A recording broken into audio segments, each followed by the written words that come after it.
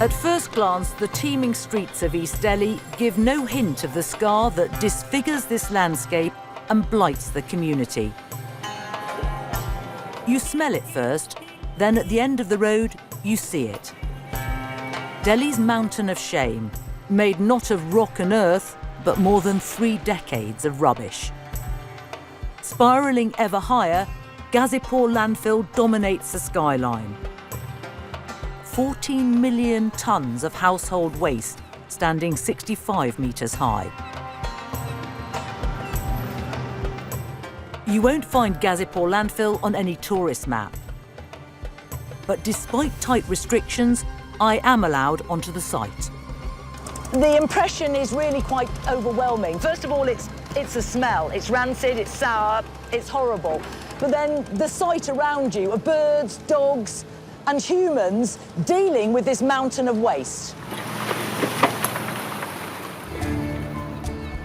Every day, trucks are dumping another 3,000 tonnes. Plastic twisted through a never-ending stream of human refuse, churned together with the rotting entrails of animals from a nearby abattoir.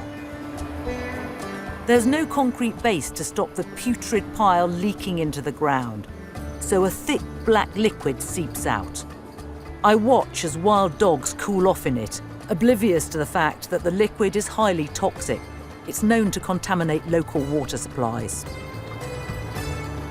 Amongst the 3 million people living within 5 miles of Ghazipur, I find Rihanna, a mother whose family home overlooks the tip.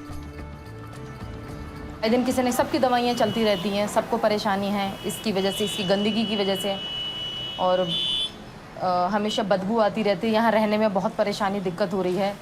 Government से बहुत बोला है कि इसको यहाँ से हटा दिया जाए, लेकिन कोई सुनवाई नहीं है इसकी। Rihanna keeps her house spotlessly clean. Like everyone who lives here, she's sure the landfill causes illness and shortens lives. Cow huts. One afternoon. कभी भी इसके अंदर आग लगती है, उसकी वजह से पूरे में पोल्यूशन हो जाता है, सांस लेने में हमें दिक्कत होती है, बहुत सांस लेने में दिक्कत परेशानी होती है। और भी हैं जो बहुत बुजुर्ग हैं या बहुत छोटे हैं, उनके अंदर उतनी ज़्यादा बीमारी को झेलने की उनमें ताकत नहीं है। Delhi's population is predicted to swell to 38 million in a decade. Additional landfill sites have been identified to take the extra waste, but protesters always ensure they're not developed. After all, who wants another Ghazipur on their doorstep?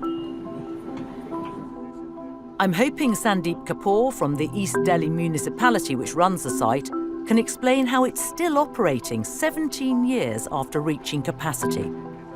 Surely somebody must be to blame for this. See, you cannot blame a single man. It's a system failure. There was no vision that, once we are dumping things, how we should control that. So problem was not that huge, so nobody thought of that. What do you say to the people who live in this area? Do you apologise for what's happened? I'm really sorry that we are sitting on such a huge problem and we doesn't have any ready-made solution for this. But we actually own this problem. We are the people who have to solve this, and we are actually working on this. Sandeep tells me one of the solutions would be to build small recycling plants across the community, but admits that's a long way off. In last 2 years, we have installed 12 plants. We are in a process of finalizing few more plants with more. And how many do you need altogether? We require at least 200, 300 plants. So really, the people living here in East Delhi have to live with this for a long time still. That's a reality. I go to see one of these new projects in action. For the first time in East Delhi, people are being encouraged to separate their waste. The leftover food will be turned into compost. इससे काफ़ी सफाई है, काफ़ी cleanness है, हर चीज़ से, बीमारी से, हर चीज़ से बहुत अच्छा है, बहुत अच्छी जो है इन्होंने चलाया है जो प्रोग्राम, बहुत अच्छा है, very good. But despite getting the thumbs up from locals, in a huge city like Delhi, this is a tiny, almost insignificant contribution to waste disposal. My next stop is a much bigger plant, where the authorities want me to see how waste can be converted into energy. Right now, a fifth of the rubbish that's generated in East Delhi ends up here. But the waste is still mixed. Workers have to sift it by hand in sweltering temperatures, selecting items that can be burned to convert into electricity. This waste-to-energy plant's really the only large-scale recycling they've got going on here at Ghazipur, and it only accounts for 20% of everything that's brought to the tip.